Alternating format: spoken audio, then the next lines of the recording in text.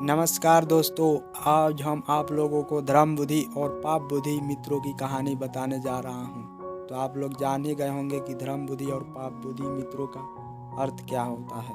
तो आइए चलते हैं कहानी की ओर। धर्म बुद्धि और पाप बुद्धि मित्रों की कहानी। किसी नगर में धर्म बुद्धि और पाप बुद्धि नाम के दो मित्र थे जो गरीब थे। एक समय पाप बुद्धि ने सोचा, मैं बहुत दरिद्र हूँ, इसलिए इस धर्म बुद्धि के साथ प्रदेश जाकर कहाँ से धन कमाकर उसे ठगूंगा और धनवान बन जाऊंगा। पाप बुद्धि ने धर्म बुद्धि से इस विषय पर चर्चा की। धर्म बुद्धि उसके विचार से प्रसन्न होकर अपने बड़ों की आज्ञा लेकर देशांतर की यात्रा पर निकल पड़ा। वहां जाकर धर्म बुद्धि के साथ उसने बहुत धन कमाया। कुछ समय बाद वह धन कमाकर खुशी खुशी अपने घर लौटने लगे। रास्ते में जाते हुए अपने घरों से कुछ दूरी पर पाप बुद्धि धर्म बुद्धि से कहता है, मित्र, हमने बहुत अधिक धन कमा लिया है, इसलिए इसे घर ले जाना ठीक नहीं। क्या पता कोई चोर इसे चुरा कर ले जाए, इसलिए हम इसमें से थोड़ा धन ही घर ले जाएंगे और बाकी धन को हम जंगल में गाड़ देंगे और जरूरत पड़ने पर थोड़ा थोड़ा निकालते रहेंगे। धर्म बुद्धि ने पाप बुद्धि के कहे अनुसार वैसा ही किया। एक दिन पाप बुद्धि आधी रात में उस धन को निकालकर और गड्ढे को बंद करके अपने घर लौटा और धर्म बुद्धि से कहने लगा, मित्र, अब हमारे पास धन खत्म हो गया है, इसलिए हम उस गड्ढे में से धन निकाल कर लाते हैं। धर्म बुद्धि ने कहा, मित्र, ऐसा ही करो। दोनों उस स्थान पर जाकर देखते हैं कि वहां से धन चोरी हो गया है। इस पर पाप बुद्धि कहता है, अरे धर्म बुद्धि, तुम्हारे सिवा यह धन किसी ने नहीं निकाला, इसलिए तुम मुझे मेरा धन लौटा दो, नहीं तो मैं राज दरबार में फरियाद करूंगा।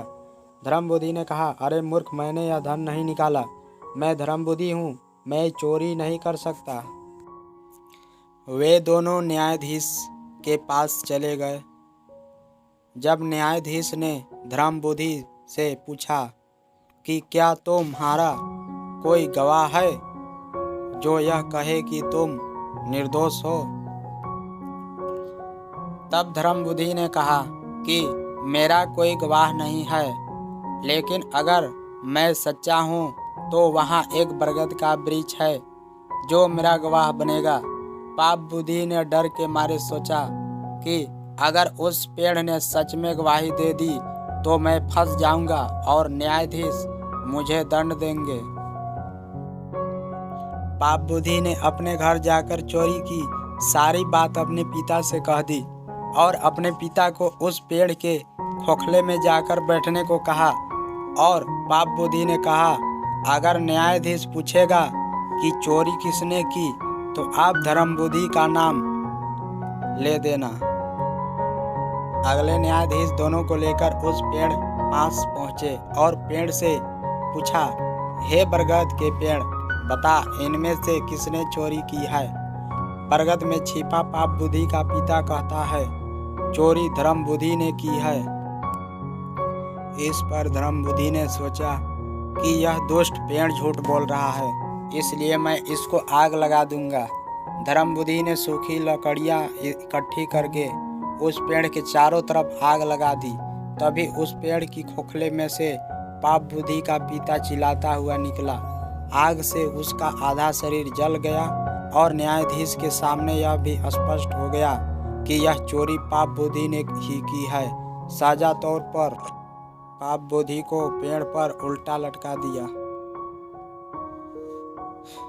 शिक्षा: दूसरों को कष्ट पहुंचाकर प्रसन्न होता हुआ व्यक्ति अपने विनाश की गिनती नहीं करता।